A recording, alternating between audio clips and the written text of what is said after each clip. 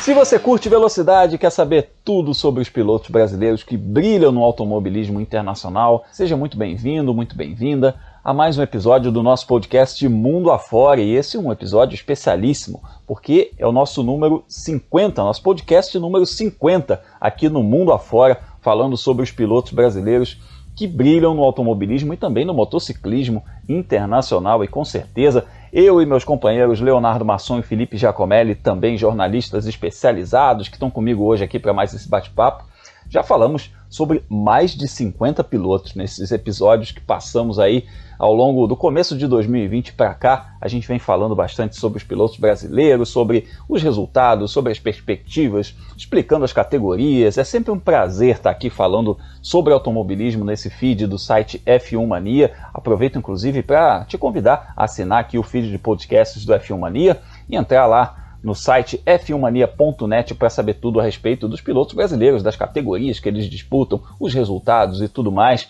Aproveita para seguir lá nas redes sociais, procura por site F1 Mania no Twitter, no Instagram e no Facebook. Mais tarde a gente dá as nossas redes sociais também, eu, Felipe e o Léo vamos falar sobre as nossas redes, onde você nos encontra para trocar ideia. Mas bora começar esse episódio número 50, porque a nossa rota de hoje está recheada. A primeira parada vai ser em Barcelona, onde teve piloto brasileiro no pódio numa categoria rumo à Fórmula 1, Felipe Giacomelli. Oi, Grum. Oi, Léo. Um cumprimento especial ao nosso episódio de número 50, né? Já estamos completando quase, não sei, como diz, meio século de existência? Não, meio século de transmissões. Enfim, é o 50. Mas quem não tá com 50 anos é o Caio Collet, piloto super jovem, né, do automobilismo brasileiro, que na estreia dele na Fórmula 3 conseguiu a terceira colocação na primeira corrida da rodada de Barcelona. Depois ele ficou ali na briga pelas posições intermediárias, mas foi um bom final de semana, a gente vai falar muito mais sobre ele. Foi um ótimo fim de semana do Caio Collet, sexto colocado no campeonato aí, nessa rodada tripla que abriu a temporada da Fórmula 3, com 30 carros no grid. É importante a gente sempre ressaltar isso, uma categoria muito competitiva. E a gente vai conferir outra categoria muito competitiva aqui no nosso podcast, que é a Fórmula E, que teve etapa em Mônaco, uma corrida especial, porque foi a primeira vez que a Fórmula E competiu no mesmo circuito da Fórmula 1, no mesmo traçado da Fórmula 1, e é uma corrida que rendeu ótimos comentários dos fãs nas redes sociais, e não é para menos, hein? Leonardo Masson, você acompanhou de perto essa corrida, você fez o tempo real lá no F1 Mania, o bicho pegou no finalzinho, hein? O que foi aquela corrida? Primeiramente, alô Grum, alô Felipe, alô você que acompanha a gente há 50 edições. Rapaz, um corridaço, aço. A gente comentou da Fórmula E tentar apagar o vexame que foi a passagem por Valência. Apagou de forma linda. A corrida foi incrível. A gente vai falar não só da prova da Fórmula E, mas principalmente do desempenho dos brasileiros logo mais, Bruno. É isso aí. Tá sendo um campeonato difícil para os pilotos brasileiros. Aí eu diria que é o mais complicado desde que começou a Fórmula E, essas 7 temporadas aí. É o campeonato mais complicado para os pilotos brasileiros. Não tá fácil para ninguém, mas a gente vai comentar sobre isso, vai comentar sobre a Fórmula 3. E nesse episódio a gente ainda vai fazer o esquenta para a próxima etapa da IMSA, que é a principal categoria de endurance da América do Norte. E claro, a nossa volta final, a gente vai dar aquele resumão sobre os pilotos brasileiros, falar de motociclismo, falar também de categorias de base rumo à Fórmula Indy. Tem bastante assunto para a gente trocar ideia aqui nesse episódio número 50 do podcast Mundo Afora. Então aperta os cintos e acelera com a gente, porque está começando a nossa viagem.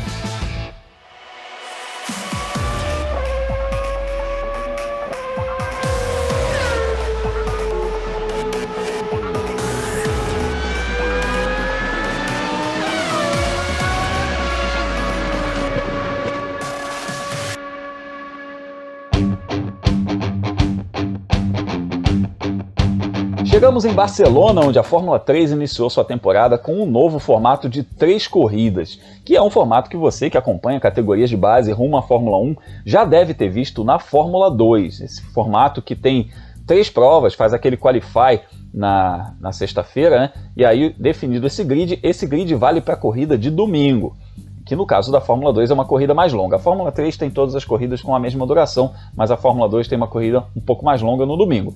Esse grid ele é invertido para a primeira corrida do sábado.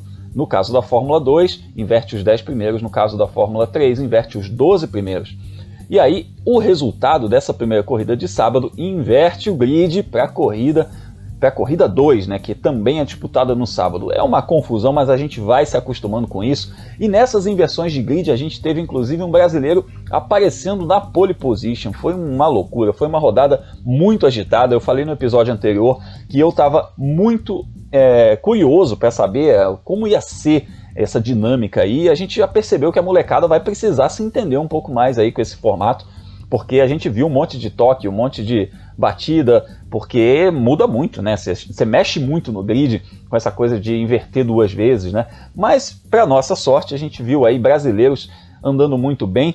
O Caio Collet, que já vinha demonstrando bom desempenho nos testes de pré-temporada, confirmou isso no fim de semana, fez a estreia dele com um pódio na corrida 1, também fez bons desempenhos nas outras corridas, terminou ali ambas no top 10, está em 6º no campeonato. A gente teve também o Enzo Fittipaldi reestreando, né? Na verdade, ele voltou à categoria que ele disputou no ano passado, depois de algumas provas lá no Road to Indy, ele voltou para a Fórmula 3, e aí largou em 18º, escalou o pelotão, chegou a 12º e com esse 12º inverteu o grid, ele foi para a pole position na corrida 2, liderou muito tempo, mais da metade da prova, e aí se envolveu no acidente ali brigando pela liderança.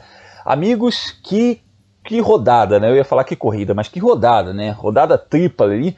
Eu vou começar chamando o Caio Collet para falar sobre essa rodada tripla dele, ele que está em Jerez, já saiu de Barcelona, foi para Jerez, para testes da Fórmula 3, então a gente vai ouvir o Caio Collet falando sobre esse desempenho dele no começo da temporada da Fórmula 3. Fala, Caio! Fala, pessoal, tô aqui em Jerez, a gente testa amanhã e quinta-feira nos testes pós-Barcelona, que foi a nossa primeira corrida esse final de semana, e foi uma estreia bem positiva. Acho que a gente conseguiu pontuar nas 3 corridas e conquistamos nosso primeiro pódio na primeira corrida também. Estou aqui com o troféu e fiquei bem feliz no geral. Acho que foi um fim de semana muito bom pra gente. Lógico que eu ainda tenho que melhorar e aprimorar muito e trabalhar em algumas áreas, mas acho que para começar foi super bom. Queria agradecer aí a Deus, a equipe, pelo carro ótimo durante o final de semana. E vamos continuar trabalhando. Os testes aqui seguem, quarta e quinta-feira em Jerez. Eu preciso trabalhar em algumas áreas para melhorar para a próxima corrida. Então, estou bem confiante, conto com a torcida de vocês e um abração a todos. Valeu! Sempre na torcida, com toda certeza. Felipe, a gente esperava, evidentemente, um bom desempenho aí do Caio, do Vitor Martin, que é o companheiro dele, andando nessa primeira rodada, mas assim, para mim, a MP não andou tudo o que eu esperava. A Prema também não, mas esse grid equilibrado pode ser um ingrediente interessante também, porque a gente não vai ter muito essa coisa de cartas marcadas, né? Quem são aquelas equipes que sempre ganham. Essa história do grid invertido vai fazer muita diferença também, mas o que eu achei interessante é que o Caio se manteve ali centradaço, como é o estilo Caio Collet, centradaço. Então ele largou numa prova em terceiro, chegou em terceiro, na outra prova ele largou em 10º, chegou em 6º, ou seja, ele conseguiu se manter ali, fugir das brigas. Teve uma confusão na frente dele ali, que nossa, teve uma hora que eu achei que fosse o carro dele, ele não era, ele escapou, passou muito perto de uma confusão numa largada, conseguiu pontuar e bem nas 3 corridas. Então dá pra gente dizer que o Caio é um dos nomes fortes para essa temporada, com toda certeza, né? Bruno, com toda certeza sim. A impressão não é só sua não, de que a MP deixou um pouquinho, ou talvez deixou a desejar, porque ele foi a equipe, né, que liderou os treinos de pré-temporada. O Caio Collet já tinha sido mais rápido no Red Bull Ring, e em Barcelona foi o Vitor Martins que liderou o grid, então a gente esperava que a MP fosse um pouco mais competitiva ou mais combativa de uma maneira geral. O Caio até ele fala, né, que na primeira corrida, como foi logo a estreia dele, nunca tinha andado antes, né, com asa traseira móvel, e aí você tinha que, ao mesmo tempo em que cuidar dos pneus, você tinha que administrar a diferença para o carro de trás, né, para não permitir que o seu adversário entrasse no menos de 1 segundo de diferença para poder abrir a asa. Ele meio que foi conservador. Já o Vitor Martins teve uma cena na segunda corrida que ele tá brigando, acho que pela 5ª, 6ª colocação, assim, uma coisa bem no meio do pelotão, e o Oli Caldwell, né, que é o piloto que no fim ganha a corrida, ultrapassa ele. Aí eu pensei, né, o Vitor Martins, imagina, campeão da Fórmula Renault Eurocup no ano passado, vice-campeão da Eurocup 2 anos atrás, está sendo ultrapassado pelo Oliver Caldwell, que corria de Prema e perdeu para o Igor Fraga, que andava de DR, com todo respeito ao Igor Fraga, mas a gente viu que a IDR não era uma equipe super competitiva, e perdeu do David Schumacher, que corria também pela equipe do pai dele, né? Como que pode a diferença do equipamento fazer, né, o da Prema ser tão superior assim, pra gente ver o Oliver Caldwell andando bem e subindo ao pódio? Mas quanto ao Caio, eu tenho certeza que é uma questão muito de se adaptar, né, a categoria ao pneu, a essa questão da traseira móvel, e também ver como que vai ser a MP, a evolução da equipe ao longo do campeonato, porque a gente viu outras equipes sendo bastante competitivas, né, a HWA com o Matteo Nannini foi muito bem, a Trident, né, que tem o Jack Durham e o Clement Novalak também andou forte, e a Prema é a Prema, né, o Arthur Leclerc foi uma decepção, um pouco pelos azares, né, do fim de semana, mas também o desempenho dele não foi tão forte quanto seus dois companheiros, e a Arte Grand Prix também foi uma equipe que, apesar da vitória do Alexander né, Smoller na abertura do campeonato, o próprio Federico Vesti, que era o favorito ao título, ele fica um pouquinho apagado também. E nesse cenário a gente espera, né, que um piloto vá comendo ponto do outro, e quem sabe no fim das contas quem pode sobressair é o Caio. É um cenário super interessante. Esse equilíbrio entre os equipamentos, né, entre as diferentes equipes, vai fazer a diferença. Ainda mais com essa história do grid invertido, a gente, evidentemente, esse grid invertido a gente está falando de uma situação em que a corrida 2 do sábado inverte com o resultado da corrida 1. Então, em tese, a gente não tira tanto ponto assim dos caras que classificaram bem para a corrida de domingo, né? Então, mesmo assim, mexe um pouquinho. Não dá para dizer que não mexe. E a gente viu, por exemplo, um dos pilotos que foi o Dennis Hauer, que perdeu completamente ali o prumo, bateu com o Matteo Nannini numa das corridas, brigando pela vitória. E esse cara é um cara que era para ter saído de lá numa situação muito melhor no campeonato. Ele saiu líder do campeonato, está com 32 pontos, mas era para ele ter saído ali com pelo menos um P1 e um P2. E ele na corrida 2 ele jogou fora completamente ali um resultado bom por conta disso. Foi afoito, acabou empurrando um piloto para fora da pista e perdeu pontos preciosos. E com esse equilíbrio todo que está rolando, uma pilotagem cabeça como a do Caio Collet vai fazer sim muita diferença. Eu vou até repassar o campeonato aqui, ó. Dennis Hogger está com 34 pontos, o Oli Caldwell com 32, o Clement Novalak com 28 e o Caio Collet é o sexto com 20 e o Enzo Fittipaldi não pontuou ainda. A gente já vai falar, né, Léo, sobre o Enzo Fittipaldi. Eu vou só repassar aqui os vencedores das corridas. A corrida 1 foi vencida pelo Alexander Smolyar da Rússia, com o Clement Novalak da França em segundo e o Caio Collet em terceiro, e o Enzo Fittipaldi foi o 12º, o que o colocou na pole position da corrida 2, que foi vencida pelo Oli Caldwell da Inglaterra, com o Vitor Martin da França em segundo, o Frederic West da Dinamarca em terceiro e o Caio Collet foi quinto. Na corrida 3, o Dennis Hogger da Noruega venceu, com o Jake Durham da Austrália em segundo e o Matteo Nannini da Itália em terceiro. O Caio Collet foi o 8º colocado e o Enzo foi o 19º. Então vamos falar do Enzo Fittipaldi, porque a gente falou aqui sobre esse perfil cabeça do Caio Collet, né, de segurar ali no top 10, de manter resultado e tudo mais, pontuar. A gente viu que a MP não estava no fim de semana assim com um grande destaque, que o grid estava muito equilibrado e o Caio fez aquele modo pontuar, né? Não jogar resultado fora, não dava para ganhar, ele fez o possível.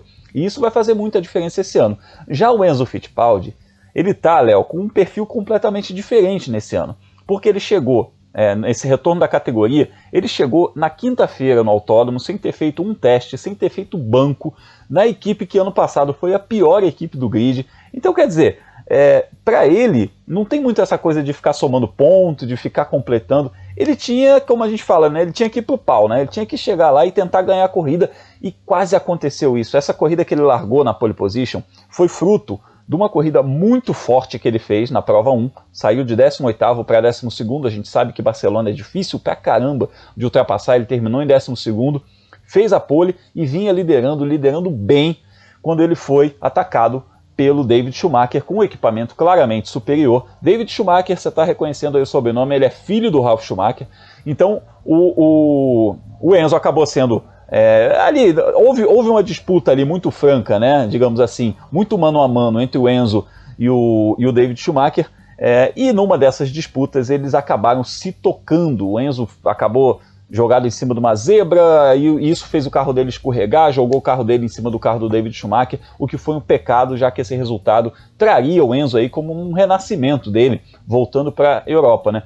Mas, Léo, voltando ao assunto aí, o Enzo tem que ter esse perfil franco-atirador, ele não tem que ter essa história de somar ponto, porque a gente sabe que título vai ser muito difícil dele disputar nesse ano. Ah, sim, Bruno, não tem como o Enzo ter outra postura que não seja uma postura de ataque, né? Por tudo que você disse, ter saído da categoria, voltado para a categoria por um time que é ruim, né? Dá pra gente falar que é uma equipe fraca, ele sequer é o piloto principal do time, então ele tem que ter uma postura de ataque mesmo, até porque a tendência, lógico, ele vai trabalhar para tentar classificar mais à frente, mas a tendência é que ele largue do meio do pelotão, né, praticamente em todas as etapas. Então ele fez uma corrida com a faca entre os dentes, conseguiu subir 6 posições na corrida 1, ele largou em 18º e terminou na 12ª posição. Essa colocação o colocou na pole position, como você disse, da segunda corrida. E eu vou te dizer, ele vinha controlando bastante bem a prova.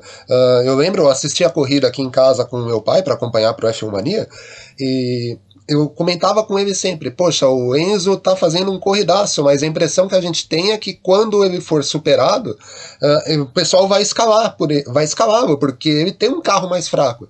E não foi isso que aconteceu. O David Schumacher fez a ultrapassagem, também não conseguiu abrir. Na Fórmula 3 a gente tem a história da asa móvel, né, que você abre se você está a menos de 1 segundo do adversário.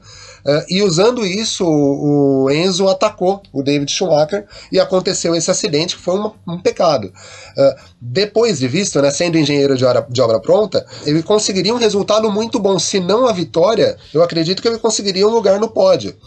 Para a corrida 3, a coisa seria mais complicada mesmo, porque aí a tomada de tempo que teve na sexta-feira, ele já largou de trás, ele largou da 18ª colocação também, né? Vale lembrar, a corrida 1 ela inverte os 12 primeiros, então como ele ficou com o 18º tempo, ele largou dessa posição na primeira corrida e na terceira corrida, e aí talvez por não ter um equipamento bom, talvez por conta dos ajustes que tiveram que ser feitos por conta do acidente no dia anterior, ele não conseguiu escalar, acabou terminando em 19º.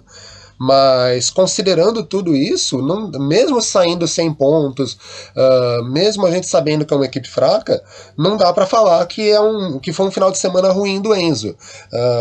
Claro, a gente espera que ele brigue por pontos, mas a postura que ele mostrou na primeira corrida e principalmente na segunda, poxa vida, ele tinha que atacar o David Schumacher, né? Se ele não ataca o David Schumacher naquela situação, com asa móvel, vindo muito próximo no momento em que ele abriu a asa, provavelmente a gente estaria falando que ele não era combativo o suficiente.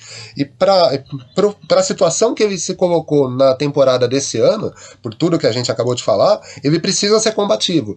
Então, mesmo saindo 100 pontos, dá para falar que foi um final de semana positivo do Enzo, sim. Eu tenho uma situação aí que a galera falou nas redes sociais, eu converso com muita gente lá, né, pelo Fórmula Grum no Twitter, e algumas pessoas falaram comigo, mas ele tinha que ter tirado o pé e tudo mais, garantir um pódio. Olhando agora, né, como você falou, engenheiro de obra pronta, né, olhando agora, de fato, assim, seria interessante ter um pódio, a gente já trataria como um renascimento, o Caio também teve um pódio, mas, cara, entra também a situação do mano a mano ali, né, do piloto disputando com outro piloto, né?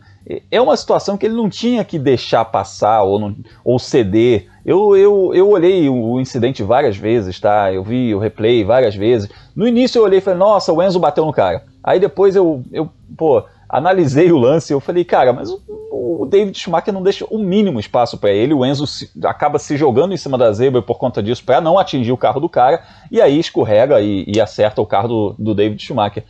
Mas é uma situação, né, Léo, que se ele cede ali, o cara nunca mais vai ter o mesmo respeito por ele também. Entra essa relação em jogo, né? Entra essa relação entre os pilotos, ela entra em cena também, né? É a questão do respeito que você tem que construir ao longo da carreira, né, Grum? Ele tinha que atacar. Deu errado, bateu, ficou fora, o David Schumacher também parou na barreira de pneus, mas ele tinha que atacar.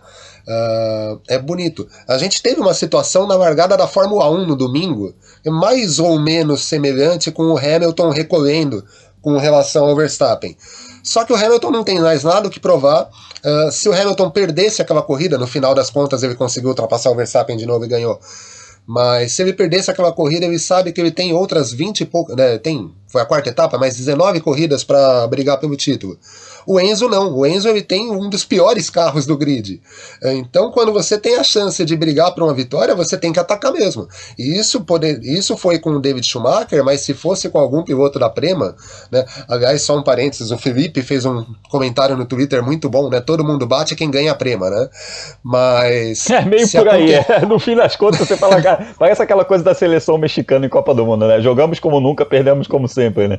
Exato. Mas voltando ao Enzo, é isso, ele tem um dos piores carros do grid, ele chegou de última hora para a temporada e de repente se vê em condição de brigar por vitória, ele tem que tentar ultrapassagem mesmo, não tem como. Tá certo. Pra gente encerrar esse assunto Fórmula 3 antes do próximo bloco, eu faço uma perguntinha meio fogueira aqui para vocês dois, rapidinho. 1, 2 ou até 3 nomes aí, quem vocês consideram, Felipe, começar por você, principais rivais do Caio Collet nessa briga pelo título? Dá pra gente colocar alguns nomes aí pro torcedor ficar de olho? Grum, eu vou responder diferente, porque eu acho que os favoritos, o Léo vai falar, eles são muito, muito evidentes, mas eu vou falar que assim, a briga do Caio Collet com o Vitor Martins, a academia da Alpine, né, tem 5 pilotos entre a Fórmula 2 e a Fórmula 3, e os 2 da Fórmula 2 estão andando os 3 da Fórmula 2 estão andando muito bem, que é o Oscar Piastri, o Christian Lundgaard e o Guanyu Zhou. Então, se ele quiser chegar na Fórmula 1, a primeira briga dele é com o companheiro de equipe e companheiro de academia. Então, esse é o objetivo. Tem que ser derrotar, ou se não derrotar, mas impressionar enquanto o Vitor Martin tiver um ano ruim. Eu vou mais ou menos nessa mesma linha do Felipe, tá? O principal adversário é o Vitor Martin, porque primeiro é o cara que derrotou o Caio no ano passado lá na Fórmula Renault Eurocup. E além de companheiro de academia, é o companheiro de equipe. Então é importante para o Caio conseguir bater o Vitor. Se for para puxar mais alguém, o Dennis Hauger, por ser piloto da Prema, por pelo menos esse primeiro final de semana ter andado melhor, né, na classificação e na corrida em que o grid, né, definido por ela, que é a corrida do domingo, ele conseguiu uma vitória de ponta a ponta e dominou, né, fez a pole position, foi o mais rápido do único treino livre também. E agora uma coisa que vai ser vital para o Caio é entender o formato, né? Esse formato da Fórmula 3, o formato das categorias de base da Fórmula 1 esse ano é aquele formato meio campeonato carioca, né? Você forma o grid para o domingo, aí no sábado inverte, é um pouco confuso. E o Caio vai precisar entender... Uma grande Taça Guanabara, né? Exato. E o Caio vai precisar entender esse formato. A impressão que dá é que ele se virou bem com o formato do final de semana. Mas uma coisa que ele disse após a rodada tripla, ele precisa classificar melhor.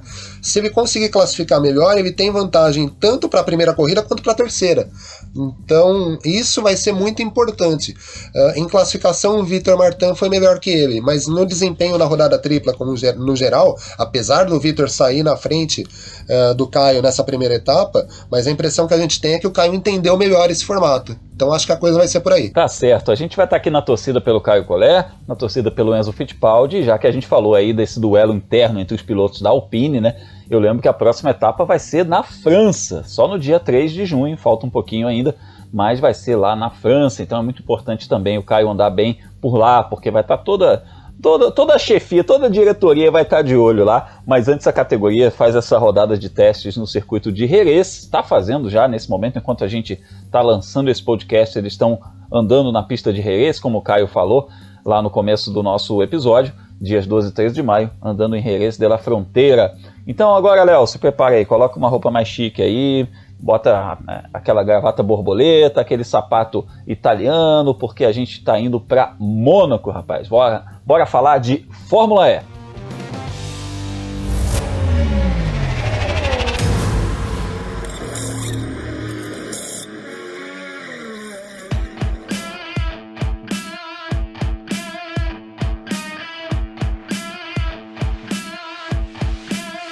E-Prix de Mônaco, não é o GP de Mônaco, o GP de Mônaco é no final desse mês de maio, mas a gente teve o E-Prix de Mônaco, automobilismo elétrico, a corrida da Fórmula E nas ruas do Principado, lá em Monte Carlo, uma corrida muito agitada, principalmente a segunda metade da prova foi agitadíssima, com ultrapassagens. A galera que está nas redes sociais acostumada a zoar o GP de Mônaco de Fórmula 1, falando daquela corrida morna, não sei o que, gostou muito do que viu na Fórmula E.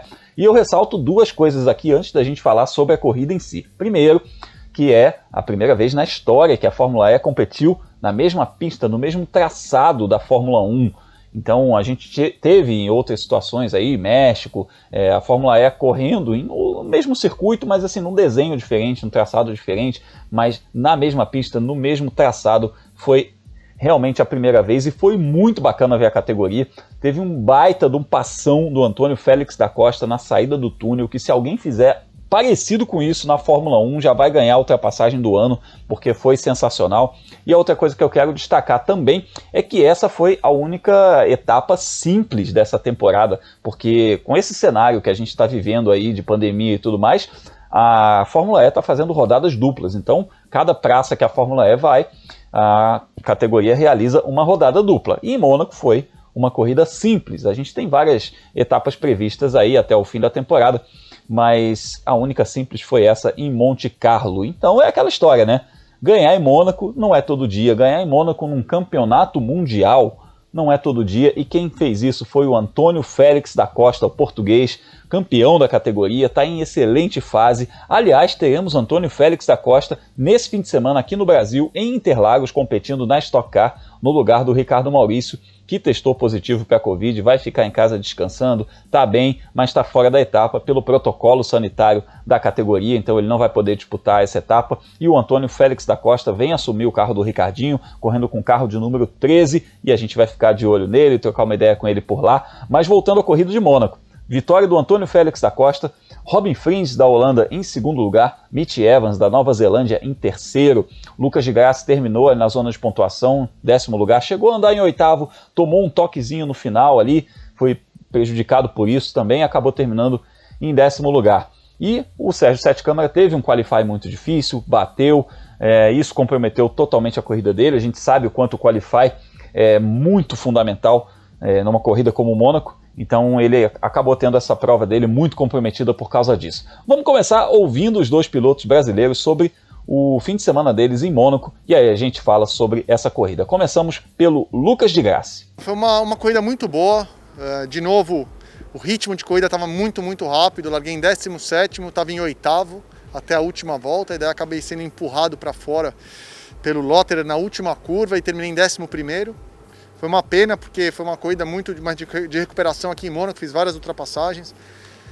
Enfim, estou muito feliz com o carro está rápido, a gente só precisa melhorar na classificação agora, de uma forma geral, para conseguir largar mais para frente. Largando mais para frente, a gente vai brigar de novo por pódios e vitórias. Foi a primeira metade da temporada para esquecer, tudo que podia dar errado, deu errado. Mas a gente não vai desistir, a gente vai continuar lutando. O campeonato o líder está com 60 pontos, não está todo mundo fazendo muito ponto, está muito perto. Então, 2, 3 resultados bons e a gente está na briga de novo. Tem 8 corridas ainda e tudo pode acontecer na Fórmula E. Sim, na temporada 4, depois de 5 provas, a gente tinha 2 pontos. Então, a gente conseguiu recuperar com 7 pódios seguidos. Então, a gente vai continuar lutando até o final. O carro, de novo, em termos de corrida, eu acho que nós somos um dos mais rápidos do grid. Se a gente conseguir largar um pouquinho mais para frente, a gente vai brigar. E, obviamente, teve a Roma, que a gente estava para vencer a prova e o carro quebrou sem motivo nenhum a 2 voltas do final, que acabou custando para a gente 25 pontos. Então é uma pena, é uma mistura de má sorte com batida, sendo empurrado para fora por 2 corridas por outros pilotos. Então foi difícil esse começo de campeonato. A gente precisa, como a gente fala no Brasil, tirar a zica e voltar a ter bons resultados, mas o pace, o ritmo está lá. Corrida complicada aqui em Mônaco. Começamos logo com problemas no treino livre 1. A gente trouxe um carro novo para essa etapa, então tinha uma expectativa. Mas o carro deu problema no treino livre 1. Logo no início, quando a gente está fazendo simulação de corrida, o carro desligou, acendeu uma luz vermelha, que quer dizer que o carro está perigoso, que pode me dar um choque. Graças a Deus não foi nada, mas tivemos que trocar bateria, motor, tudo, porque quando dá luz vermelha tem que trocar tudo. Isso fez com que não só perdesse praticamente a sessão inteira, mas também a sessão 2. O meu carro só foi ficar pronto ali no finalzinho. Eu saí para dar 2 voltas E já fui pro quali, praticamente sem pegar referência nenhuma, sem reconhecer a pista com esse carro. E aí eu tinha duas opções, ou eu ficava passeando para não bater, mas fazia uma volta lenta, ou eu tinha que arriscar. Eu acabei arriscando e fui pro muro. Então, não me arrependo de ter arriscado, mas fui pro muro, infelizmente. Uma pena, porque fui na última curva também. Larguei lá de trás e a corrida, a verdade, que foi bem. Considerando as últimas corridas, como tem sido, essa foi a minha melhor corrida desde Riad. E o nosso carro parece um motor novo, conserva mais energia, a comunicação com a equipe foi muito boa. Então acho que eu dei um passo hoje em ritmo de corrida, mas infelizmente não consegui fazer nada no quali pelos problemas no carro. A maioria das equipes trouxeram um carro novo lá em Riad e talvez tiveram problemas. A gente viu Mercedes não fez nem o qualifying porque deu problema no freio. Outras equipes também tiveram seus problemas, então a gente trouxe o nosso carro novo agora. É apenas normal que dê problemas também. Vamos tentar consertar lá para Puebla.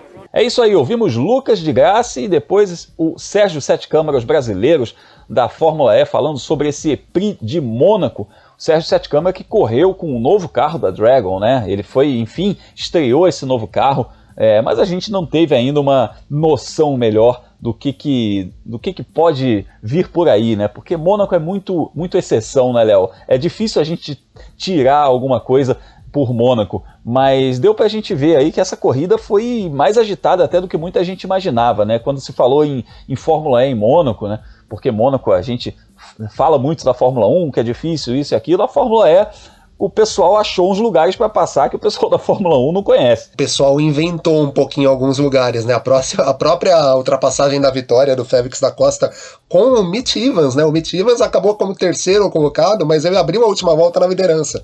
E o Félix conseguiu ali na saída do túnel uma manobra que, como você disse, se alguém fizer isso na Fórmula 1, rapaz, vai ser a ultrapassagem do ano mesmo. Olha, eu aplaudi de pé. Eu não sei você, mas na hora que eu vi, eu levantei do sofá e aplaudi.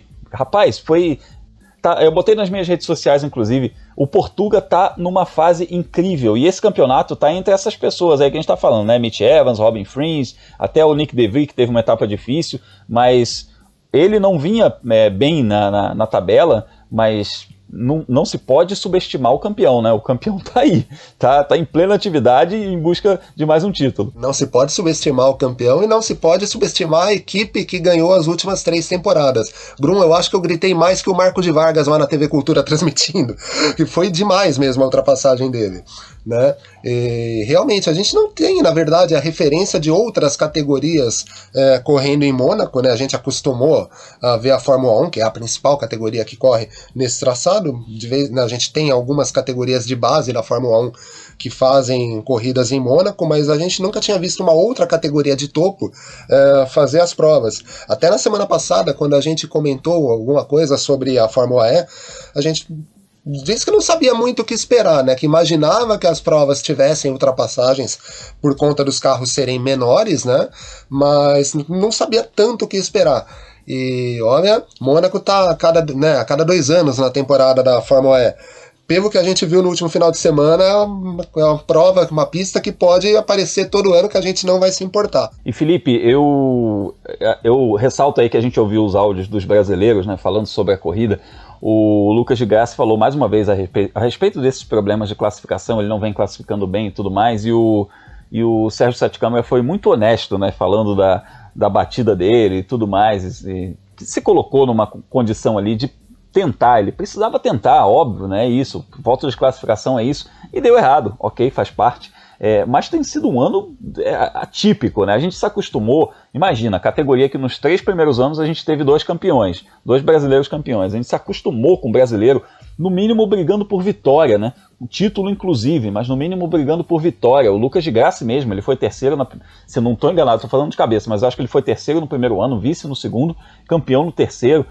Cara, é um cenário maluco pra gente, né? Que se acostumou a ver brasileiro brigando por vitória na Fórmula E, de repente a gente está vivendo um ano de jejum dessa maneira. O Grum, teve aquela questão do abandono do Lucas de Grassi em Roma, que, putz, né? Tava 5 minutos da bandeirada, se ele tivesse, claro que e se não existe no esporte, quebra realmente acontece, a gente não tá tentando justificar nesse sentido, mas a gente não está dizendo que está sendo um ano tão ruim para os brasileiros. Mas acho que a gente pega assim, as condições em que cada um deles estão, de áudio de saída da Fórmula E, né, que eles vão depois se dedicar ao Dakar e a Le Mans. O próprio Lucas de Grassi já vem há algum tempo, né, na questão das classificações, ele não está entrando na fase final, né, da briga pela pole, então acaba prejudicando o resultado da corrida, porque ele precisa se esforçar muito, né, e o grid está cada vez mais forte, pilotos de muita qualidade, muitas montadoras presentes nesse campeonato. Então antes era assim, eles classificavam em 15º, você viu, o Lucas de Grassi termina a corrida em terceiro, em quarto, sem muito esforço. Agora você se classifica em 15º, aí você olha para um lado tem o André Lotter, se olha do outro lado é o Verne, se olha para frente é o Sam Bird, e é putz, né, tipo, passar uns caras desse é complicado, né, não é mais a facilidade que a Fórmula E tinha antes. Então assim, a gente realmente está acompanhando um ano muito complicado do Lucas de Grassi, e que, pela primeira vez também, que ele tem um companheiro de equipe que faz frente a ele, né, que antes era aquele passeio na Audi em cima do Daniel Abt. Quanto ao Sérgio Sete Câmara, ele é muito isso do que a gente tem visto. Ele é um piloto que quando ele anda muito forte, ele é um piloto que tem ótimos resultados, como a gente viu na Arábia Saudita, de ter brigado ali por pódio. Mas é um piloto que também se envolve em muitos acidentes, né? E faz parte do estilo dele, de ele forçar de ir ao limite do equipamento, de tentar buscar aquele 12º extra. E é muito legal, né? Porque a gente acaba... Ou a gente vê o Sérgio Sete Câmara com aquele resultado que a gente não espera e fala, nossa, agora ele vai estourar e vai brigar na frente da tabela sempre. Ou acaba tendo um acidente, né? Aquele win or all. E é divertido, né? Acompanhar um piloto assim. É claro que a gente espera também que ele, aos poucos, ele vai tendo um pouco mais de cabeça, né? De arriscar um pouquinho menos, principalmente que não for uma corrida assim que tenha tanta importância, mas é um piloto que tem, assim, você pega os resultados deles quando é o win, e é um win muito grande, né, é a pole na estreia da Super Fórmula, quando a equipe não se encontrava, ele estava estreando na categoria e foi lá e largou na pole, num campeonato super difícil. E na Fórmula E a gente está falando de um piloto que conseguiu a segunda colocação no grid em seu primeiro ano completo na categoria, com a equipe que era a pior do grid, ou a segunda pior do ano passado, que estava correndo com o carro do ano passado. A gente espera assim um pouquinho mais de equilíbrio, mas esse estilo Sérgio Sete Câmara de competir é muito legal de acompanhar. É muito legal, sim, e eu tô gostando muito, inclusive, Felipe, de ver o Serginho andando na frente do Nico Miller. Quem conhece automobilismo, já viu o automobilismo europeu ali, competições, a própria World Series, na época que o André Negrão competia lá, né, alguns anos atrás, antes dele ir para a GP2, viu o Nico Miller correndo, foi companheiro do André Negrão, era um cara muito forte, depois ele foi para o DTM, é um cara que fez uma história no DTM de muito sucesso, e é um pilotaço, e ele está andando sistematicamente na frente do Nico Miller. Isso para mim é um ótimo parâmetro, porque como a gente falou lá na história do Caio Collet com o Vitor Martin na Fórmula 3, o companheiro de equipe é seu parâmetro, e ele tem andado sistematicamente na frente do Nico Miller, que é um piloto de altíssimo nível. Então isso mostra para mim, pelo menos, que o Sérgio tem um futuro brilhante na Fórmula E, se for trabalhado para isso, né? Se a equipe tiver essa paciência, tiver essa dedicação em cima dele, de trabalhar o piloto, explorar seus pontos fortes, porque a gente já viu que ele tem muitos pontos fortes, né? É realmente a questão da constância. Então o Serginho evoluindo essa parte da constância, em que o Lucas de Grassi, por exemplo, é muito forte, ele vai ter um futuro brilhante dentro da categoria, porque ele é um piloto muito novo, é um piloto que está com, se eu não estou enganado, com 23 anos de idade, e que tem muita coisa pela frente, muito para fazer, diferente do Lucas de Grassi, que está numa fase diferente da carreira, já está com 36 anos de idade, então é um piloto que já está, digamos assim, no outono de sua carreira, mas o Lucas é um piloto vitoriosíssimo, né? Eu falei aqui de cabeça, né, que o Lucas foi terceiro, segundo e foi campeão nos 3 primeiros anos, e é exatamente isso. Ele foi terceiro no primeiro ano, foi vice no segundo e campeão no terceiro. Depois ele foi vice no 4º ano e terceiro no 5º ano. Esse é o retrospecto do Lucas de Grassi na categoria. O pior ano que ele teve foi o ano passado, em que ele foi sexto. Então, cara, não por acaso a gente tá estranhando não ter um brasileiro aí brigando lá na frente, mas são brasileiros muito competentes e que vão fazer por onde, certamente, nessa temporada ainda a gente vai ver muito brilho dos pilotos brasileiros. Essa temporada que chegou à metade, a gente pode dizer isso porque são 8 praças que a categoria tem previstas nesse calendário: Arábia Saudita, Itália, Espanha, Mônaco, México, Estados Unidos, Reino Unido e Alemanha. Então Dessas 8 praças, como eu falei no começo desse bloco, todas em rodada dupla, exceto Mônaco. Então Mônaco foi a 4ª praça que a categoria visitou esse ano, depois é lá de Diriá, Roma e Valência. E agora a gente vai ter Puebla no México, Nova York, Londres e Berlim. São as 4 rodadas duplas que vão encerrar essa temporada de 2021 da Fórmula E, uma temporada que está super competitiva, como de costume. Eu vou até repassar o campeonato aqui, ó. O Robin Frijns holandês, quem diria, hein? Robin Frijns liderando o campeonato, 62 pontos. O Nick de Vries, outro holandês, inclusive, 57 pontos. O Mitch Evans, 54 pontos, o neozelandês. E o Lucas de Graça e o Sérgio Sete Câmara estão lá atrás. O Lucas de Graça com 14 pontos é o 19º e o Sérgio Sete Câmara tem 12 pontos, é o 21º. Próxima etapa, dias 19 e 20 de junho, lá em Puebla, no México, e a gente vai acompanhar os pilotos brasileiros. Então, bora embarcar no nosso avião aí para atravessar o Atlântico rumo à América do Norte, porque agora o nosso assunto é endurance.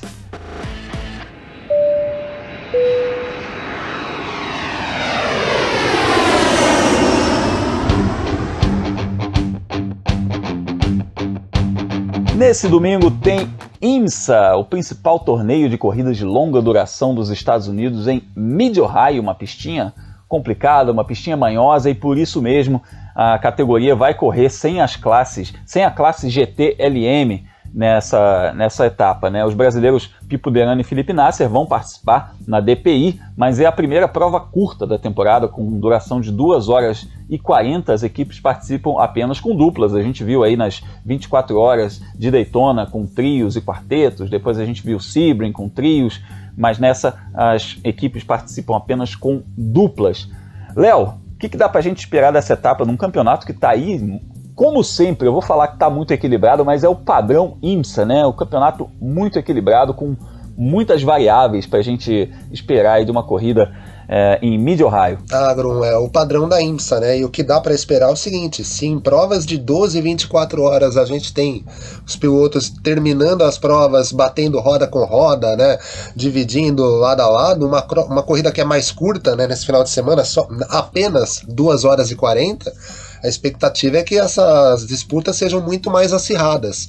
E a gente torce para que o Pipo e o Felipe Nasser tenham um desempenho um pouco melhor. Eles não têm levado sorte, né, nesse começo de temporada. Até conseguem bons resultados na classificação, lideram as provas, mas não têm conseguido converter isso em bons resultados. O que a gente espera agora da dupla dos brasileiros, da Action Express, é que eles consigam se manter à frente. Agora, é mais difícil. O Mid-Ohio, como você disse, é uma pista complicada, uma pista tinhosa, e a corrida mais curta faz todo mundo ir com a faca entre os dentes, né? Se em provas mais longas a gente já vê o pessoal não tirando o pé em hipótese nenhuma, em uma corrida de 2 horas e 40, a tendência é que isso seja aumentado, né?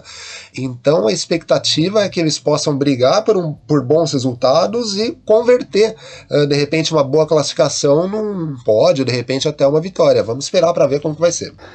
Eu falei manhosa, você já cravou tinhosa, é isso aí. Você definiu melhor a pista de Mid-Ohio. É meio por aí mesmo. E, Felipe, tinhoso também é esse sistema de pontuação aí da IMSA, né? A gente tem muito ponto e pouca diferença. Eu vou passar o campeonato aqui pra gente ver. O Alexander Rossi, o Rick Taylor e o Felipe Albuquerque, esse trio, tá liderando o campeonato com 688 pontos. E aí vem Harry Tinkel, Jonathan Bomarito e Oliver de Arvis com 680. 8 pontos de diferença numa pontuação que vai a quase 700. Depois a gente tem um salto um pouco maior aí, 645 pontos para o Loic Duval, Sebastian Bourdais e Tristan Vautier. O Pipo Derani, o Felipe Nasser e o Mike Conway, que correram essas primeiras etapas juntos, estão em 7º lugar com 570 pontos. A gente lembra que eles tiveram muitos problemas, né? Quebraram lá nas 24 horas de Daytona também, tiveram problema em Sebring numa batida. Então esse sistema de pontuação também é um pouco perverso, né? Qualquer ponto vale, qualquer posição vale, então dá pra gente esperar que o pessoal vá pro famoso arrisca tudo nessa corrida de 2 horas e 40 minutos. O Grum, a IMSA, né, é da NASCAR, e é engraçado que eles foram ao contrário. A NASCAR antigamente tinha um sistema de pontuação que era muito parecido com o atual da IMSA, que era, pra você ter ideia, a pessoa que liderasse uma volta marcava 5 pontos. E aí o cara que ganhasse a corrida, acho que ganhava 200 pontos, uma coisa assim, sabe? E no final do ano, cada piloto tinha uma pontuação muito absurda. Você pensava, quantas corridas o cara correu para marcar 8.000 pontos? E ele correu 36, né? Você acha que 8.000 pontos, o cara ficou correndo 800 etapas no mesmo ano. Aí eles simplificaram a pontuação, muito assim, a grosso modo, o último colocado hoje de uma corrida marca 1 ponto, o penúltimo marca 2, assim por diante até o ganhador da prova, e o ganhador ganha mais uns bonuzinhos.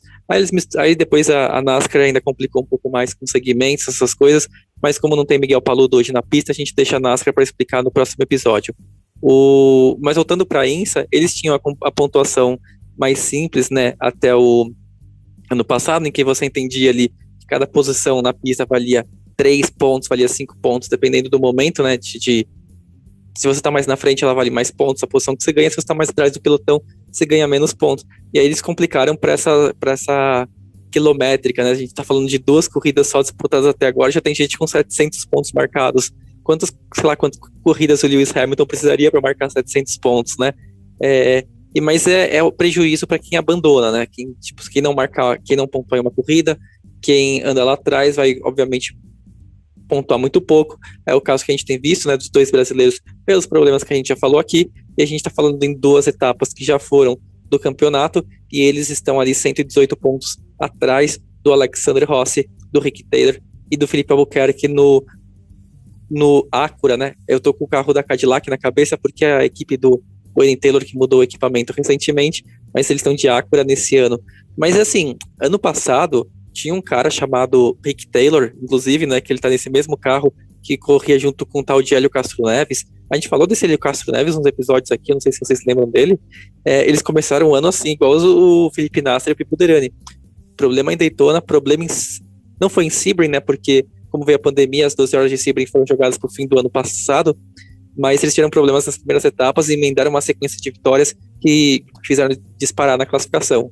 Será que é possível a gente ver esse ano o Pipo Derani e o Felipe Nasser repetir o efeito Castro Neves do ano passado e também disparar na classificação? Pelo que eles já mostraram, né, nas primeiras etapas, com pole nas 2 corridas, sim, é possível, é difícil, né, o campeonato está cada vez mais disputado, mesmo equipes médias, né, como é o caso da JDC Miller, né, do Sebastian Bourdais, do Loic Duval e do Tristan Wattier, que ganharam em Sebring.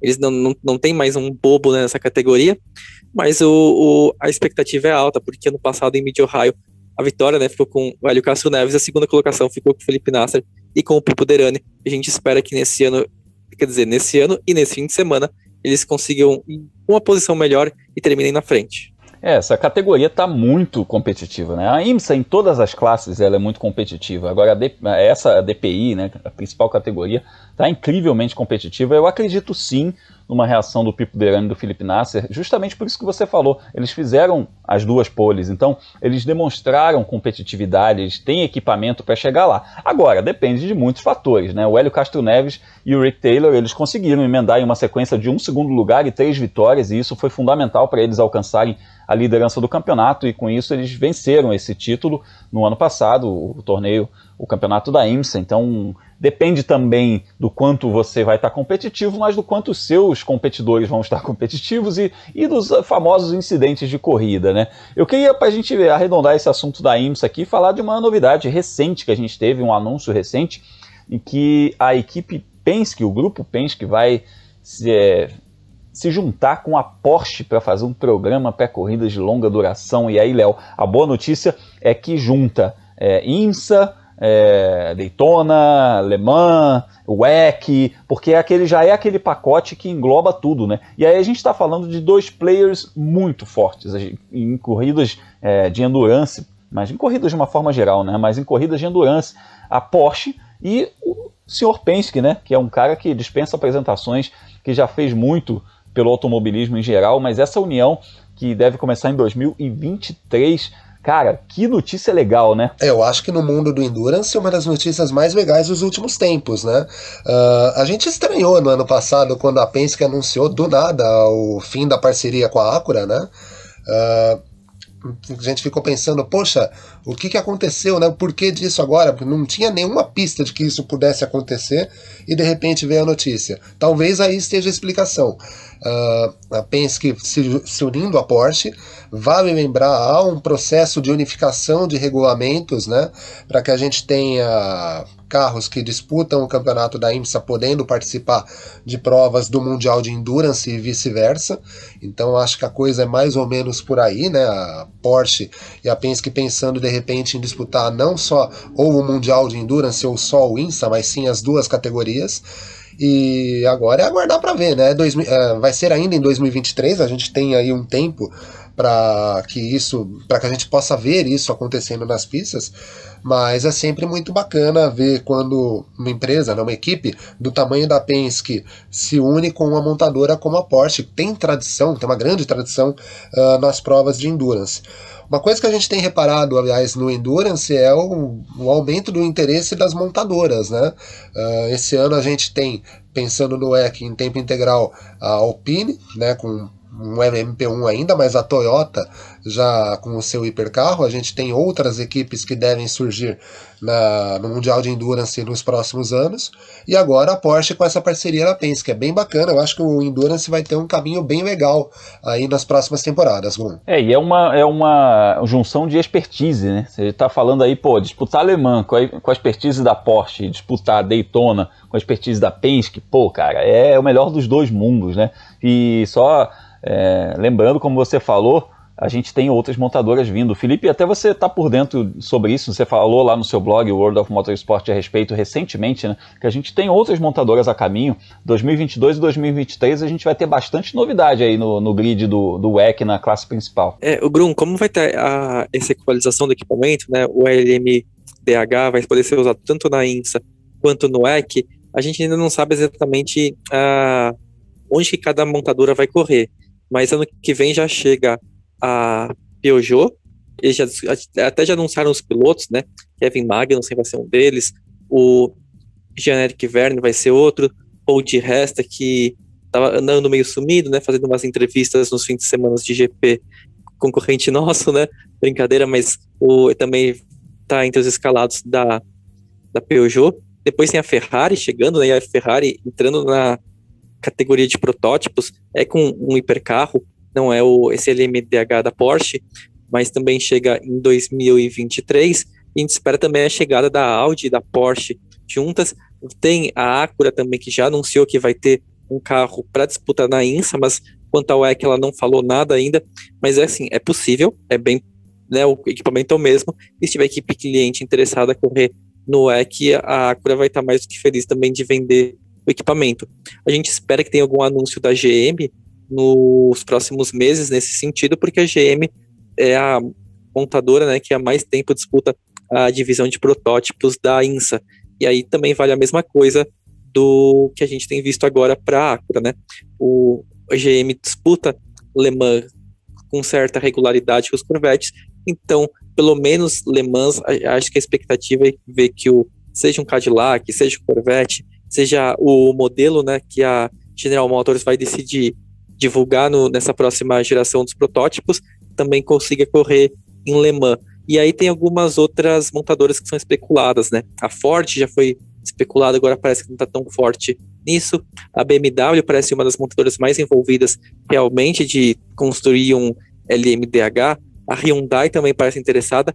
E a Bentley, que recentemente saiu do GT3, pode aparecer porque a Bentley, eles não estavam tão interessados em continuar no automobilismo, né? Eles fazem parte do grupo Volkswagen como um todo, então saiu do GT3, eles também estavam ficando com investimentos menores, mas parece que está muito forte realmente a possível chegada deles na coisa de protótipo. Lembrando que a Bentley ganhou recentemente em Le Mans, faz quase 20 anos, mas foi a última montadora antes de Toyota, Audi e Porsche a ter ganhado lá. Ganhou com o Tom Christensen, né, que depois ganhou mais 98 mil vezes pela Audi, mas é uma montadora que tem um certo histórico nas corridas de longa duração. Sim, foi inclusive uma vitória comemorativa, porque estava fazendo eu não sei se eram 70 anos ou 90 anos dessa primeira vitória deles, lá nos anos, né, lá nos primórdios das 24 horas de Le Mans, e eles venceram em 2003. Eu lembro bem dessa vitória, um carro lindo, aliás, um carro verde muito bonito. E, pô, é um cenário, evidentemente, né, tem muitos fatores aí, né, a gente viu a Audi saindo da Fórmula E, então a Audi deve estar, de fato, se dirigindo para o Endurance, porque eles não vão se contentar apenas com as corridas de GT3, né, eles devem fazer um programa de Endurance novamente. Essa coisa do regulamento permitir que você possa ter um carro competindo em continentes diferentes, em importantes campeonatos com o mesmo regulamento, isso é muito legal. Foi um super acerto aí da FIA, um trabalho costurado pelo Jean Todt junto aos dirigentes lá da IMSA, com os dirigentes de Le Mans, do WEC, enfim, ele fez um trabalho aí muito bacana e conseguiu unificar esses regulamentos. É importante para as montadoras estarem presentes, e tem também um fator que a gente não pode desconsiderar, que é o teto orçamentário da Fórmula 1. Esse teto orçamentário ele faz com que as equipes deixem profissionais, aspas, sem ter o que fazer, né? Porque se você diminui os custos e mantém o seu orçamento, você tem gente ali capacitada que você está pagando, que você precisa colocar em algum lugar. E eles vão colocar nesses programas, é o que a Ferrari, por exemplo, vai fazer, indo para um programa de endurance na classe principal, também muito bacana. Ferrari de novo na classe principal de Le Mans, cara, isso é muito anos 60, anos 70, né, que a gente via muito isso acontecer. Então vai ser interessante, cara. O Endurance tomou ali, o Mundial de Endurance principalmente, tomou um rumo que eu acho muito interessante para o futuro do automobilismo, na questão de regulamento, de motorização híbrida, que eu considero um regulamento muito mais acertado do que Fórmula 1, do que Fórmula E. Eles foram numa coisa mais combinada, mais ponderada, e isso vai ser muito frutífero para os próximos anos, para as próximas temporadas do Mundial de Endurance e do Endurance em âmbito global, né, como um todo. A gente vai falar mais sobre isso quando chegar mais perto das 24 horas de Le Mans, a gente discute a respeito desses regulamentos, está prometido aqui. Então, gente, é o seguinte, a gente vai partir agora para a nossa volta final, porque tem bastante coisa para a gente falar ainda. Está acabando o episódio, mas a gente ainda tem bastante assunto. Simbora!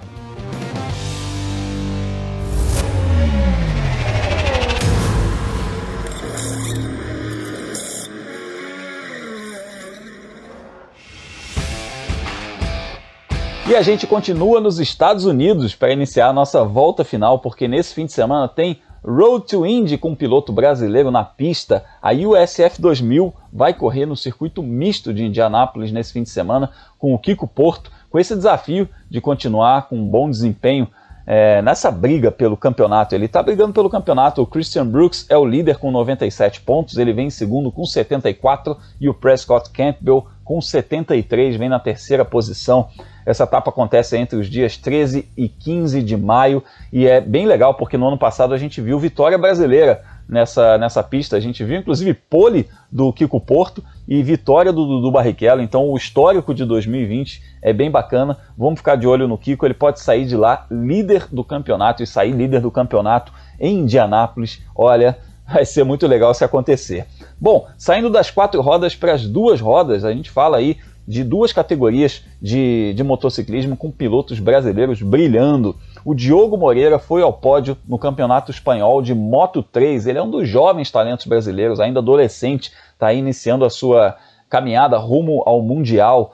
Ele está disputando o Campeonato Espanhol de Moto3, ele disputa também outra categoria, que é a Rooks Cup, mas nesse fim de semana foi o Espanhol de Moto3, e ele subiu ao pódio na primeira corrida, na etapa de Valência, que foi vencida pelo Daniel Holgado, da Espanha, com Takuma Matsuyama, do Japão, na segunda posição, e o Diogo Moreira, brasileiro, foi o terceiro colocado. Ele não terminou a corrida 2, que foi vencida também pelo Daniel Holgado, e ele está no campeonato em 7º lugar, com 23 pontos. O campeonato, que é liderado pelo Daniel Holgado, que tem 75 pontos, já há uma grande margem para o vice-líder, que é o Davi Salvador, que tem 37, e o Diogo Moreira está na 7ª posição com 23 pontos.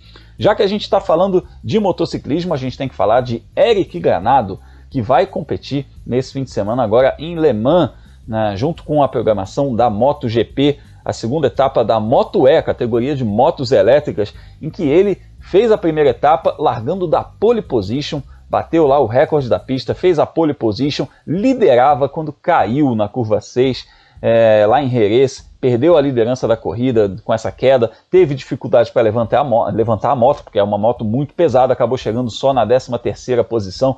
Foi uma corrida com muitas quedas também, como é uma corrida curtinha, só 8 voltas, não tem muito tempo para se recuperar. O campeonato está com o Alessandro Zacconi, que venceu essa etapa de Jerez com 25 pontos. Na liderança, o Dominic Aegerter em segundo lugar com 20 pontos e o Jorge Torres com 16 pontos. O Jorge Torres, inclusive, que é o atual campeão da categoria. O Eric vem em 13º lugar com 3 pontos, mas é sim, Leonardo Masson, um dos candidatos ao título dessa temporada da Moto E. Você teve em contato recentemente com o Eric, ele está animado para esse campeonato, né? A expectativa dele para a temporada é muito boa, viu, Grum? Apesar da queda lá na primeira etapa, lá em Jerez, mas ele tem uma expectativa boa para o campeonato. Vai lembrar, o Eric, essa é a terceira edição do Mundial de Moto E, da Copa do Mundo de Moto E, né? Nomenclatura diferente em relação às outras categorias do Mundial de Moto Velocidade.